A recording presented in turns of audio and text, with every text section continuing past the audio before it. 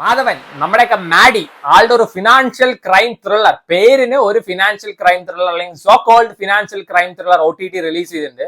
അത് പറഞ്ഞിട്ട് ഒരിക്കലും നിങ്ങളെ ലക്കി ഭാസ്കറോ സീബ്രയോ പ്രതീക്ഷിച്ചൊന്നും പോയി കാണരുത്. ഒരു ഫിനാൻഷ്യൽ ക്രൈം കോമഡി പടം അല്ലെങ്കിൽ സ്പൂഫ് പടം എന്നേ പറയാൻ പറ്റുള്ളൂ. മാധവൻ എന്തിന് ഇങ്ങനത്തെ പടത്തിൽ അഭിനയിച്ചതെന്ന് ബേസിക്കലി എനിക്കറിയില്ല, പക്ഷെ അങ്ങേര് നല്ല വൃത്തിക്ക് തന്നെ പെർഫോം ചെയ്തിട്ടുണ്ട്. നമ്മുടെ കത്തി സിനിമയിൽ ആ മ്യൂസിക്കിൽ വരുന്ന വില്ലൻ ഇല്ല, അങ്ങേര് തന്നെയാണ് ഇതിലും വില്ലൻ. ശരിക്കും ഒരു കോമാളി എന്ന് വേണമെങ്കിൽ പറയാം.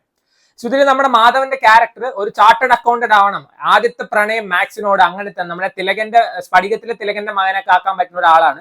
ആൾക്ക് വന്ന് അച്ഛൻ മരിക്കുന്നതുകൊണ്ട് ആള് സീനിയർ ടിക്കറ്റ് കളക്ടർ ആയിട്ട് ഇന്ത്യൻ റെയിൽവേയിൽ ജോയിൻ ചെയ്യാണ്. പെട്ടെന്ന് ഒരു ദിവസം ബാങ്ക് സ്റ്റേറ്റ്മെന്റ് ഒക്കെ എടുത്ത് നോക്കുമ്പോൾ ഇങ്ങനെ 27 രൂപ പിടിച്ചിരിക്കും. മിഡിൽ ക്ലാസ്സുകാരനാണ്, പിശുക്കനാണ്. അപ്പൊ 27 രൂപ എവിടെയെന്ന് ബാങ്കിൽ ചോദിക്കാൻ പോകുമ്പോൾ ഡു ബാങ്ക് അങ്ങനെ എന്തോ പേര് കാണിക്കും. എസ് ബാങ്കിനെ കളിയാക്കിയതാണ് തോന്നുന്നു.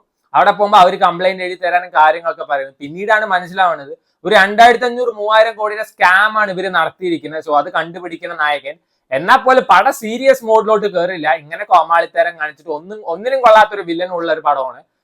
അതോ പിന്നെ അത് മാധവൻ പുറത്ത് കൊണ്ടുവരുന്നു, പിന്നെ കാര്യങ്ങളൊക്കെയാണ് പറയുന്നത്. സോ മാധവൻ ഇതിൽ ഡിവോഴ്സ്ഡ് ആണ്. അതേപോലത്തെ ഇതിലെ നായിക വന്നിട്ട് ഭർത്താവ് മരിച്ചൊരു നായികയാണ്. സോ ഇവര് തമ്മിൽ റൊമാൻസ് സീൻസ് ഒക്കെ കാണിക്കുന്നുണ്ട്. ആർട്ടിഫിഷ്യൽ അല്ലെങ്കിൽ ഫോഴ്സ് ചെയ്തിട്ട് രണ്ടുപേരെ കൊണ്ട് റൊമാൻസ് ചെയ്യിപ്പിച്ച പോലെയാണ് ബേസിക്കലി എനിക്ക് തോന്നിയത്. വലിയ സുഖമൊന്നും ഉണ്ടായിരുന്നില്ല. നമ്മുടെ മിഷൻ മംഗൾയാനിലുള്ള നായികയാണ്. അതിലൊക്കെ നന്നായി നല്ല പെർഫോമൻസ് ആയി. ഇതിലെന്താ ഇങ്ങനെ ആയതൊന്നും എനിക്കറിയില്ല. ആ പയ്യൻ അത്യാവശ്യം കുഴപ്പമില്ല. സ്പൂഫ് പടമൊക്കെ കാണുന്ന ഒരു മൈൻഡ് സെറ്റിൽ കണ്ടു കഴിഞ്ഞാൽ കാണാൻ പറ്റുന്ന ഒരു പടം. അല്ലാതെ ഹർഷദ് മേത്തയുടെ സ്കാം, ലക്കി ഭാസ്കറിലെ ദുൽഖറിന്റെ സ്കാം ഒന്നും പ്രതീക്ഷിച്ച് പോയി കഴിഞ്ഞാൽ ഒട്ടും ഇഷ്ടാവില്ല എന്നാണ് എനിക്ക് തോന്നുന്നത്. C5 അവൈലബിൾ ആണ്. ഹിസ ബറാബർ, അതായത് സെറ്റിൽ അക്കൗണ്ട്സ് എന്നാണ് ഈ സിനിമയുടെ പേര്. Try it out.